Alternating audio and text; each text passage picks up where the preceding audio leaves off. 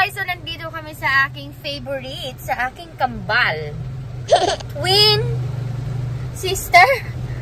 Ayan, twin sister. Hindi ko alam kung twin sister or twin brother. So nandito kami sa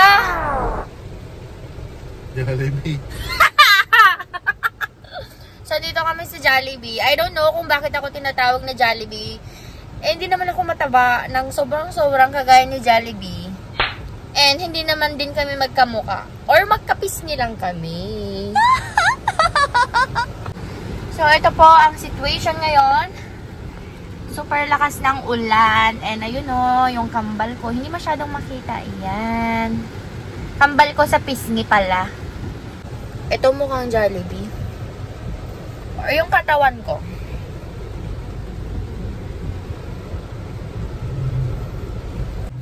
Kasi may nagtatawag sa akin Jollibee.